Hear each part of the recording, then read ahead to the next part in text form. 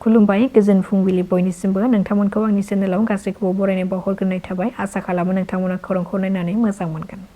रायजोनि लाख लाख अरुणोदय मुलाम्फागिरिफोरनि थाखाय गोजोनथाव खौरां।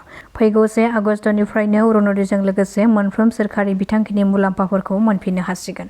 रेशन कार्डजों मोनफिननो हासिगोन सिगांनि बादिनो दालि, सिनि आरो संख्रि।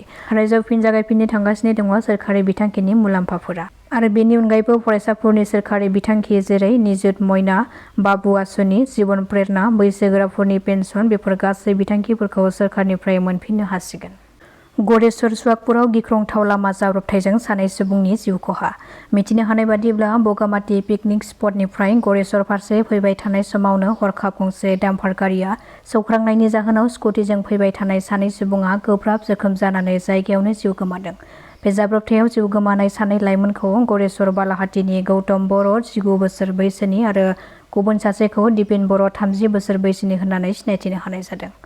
डाम्पार सालायग्रा दायनिगिरिया जाथायखौ खालामनानै जायगानिफ्राय खारखोमालाङो आरो जाब्रबथाय खालामनाय गारिनि नम्बरा जादों AA01HC8143 आरो जाब्रबथायाव गोग्लैनाय स्कुटिनि नम्बरा जादों AS25Y2907। जाथाय जानायखौ खौरां मोननायनि उनाव सुवागपुर पुलिसा जायगायाव सहैनानै डाम्पार गारिखौ हमनायजों लोगोसे सानै सुबुंनि जिउ गैयै देहाखौ पस्टमर्टेमनि थाखाय मसलपुराव दैथायहरनाय जायो। हाग्रा बिफाननि मन्त्रि जयन्त मल्ल बरुवानि बिथोन होनाय बादिनो गोख्रों सिग्रोमनायखौ जागायगासिनो दङ हाग्रा बिफाना।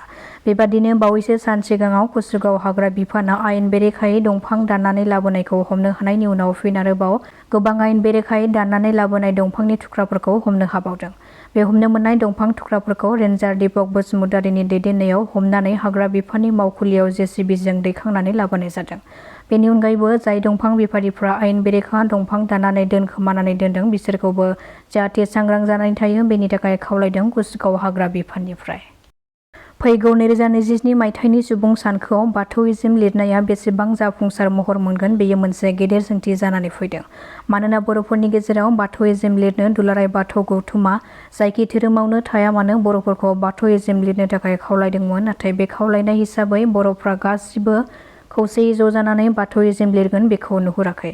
बेखौ लानानै दायो बर'फोरनि गेजेराव गोबां बेले-बेजे सोमजिदों। मानोना बर'फोरनि गेजेराव दासिमबो धोरोमा मोनसेयानो नङा। बर'फोरनि गेजेराव जेरै ब्रह्म, खृष्टान, बाथौ आलदा आलदायै दङ। बेखायनो बाथौ धोरोमनि अनगायै गुबुन धोरोमाव थानाय बर'फ्रा बाथौइज्म लिरनायखौ गोब्राब नुहुरो। जायखौ लानानै बाथौ गौथुमनि हेंथायै दुलाराय ब्रह्म धोरोम कमिटिखौ मोनसे गेदेर थांखि आजावनायखौ नुनो मोननाय जादों आरो बिथांमोना समाजारि बिजोंनि गेजेरजों मोनसे पस्ट फोसावदों। उननि समाव माबादि जागोन बेखौ समाजसो फोरमायसिगोन। 46 अल आसाम साब junior inter district बयज and girls boxing championship 2022 आव चिरां जिल्लानि 4 लाइमोनफ्रा देरहासार जानो हादों। देरहासार जानो हानाय लाइमोनफ्रा फारियै जौमोन बसुमतारी बिथाङा गल्ड मेडेलखौ देरहानो हादों। जुबिरिता बसुमतारी बिथाङा सिलभार मेडेलखौ देरहानो हादों। प्रितिका मोसाहारि बिथाङा सिलभार मेडेलखौ देरहानो हादों आरो गुबुन सासे प्रिया नार्जारी बिथाङा ब्रन्जनि मेडेलखौ देरहानो हादों।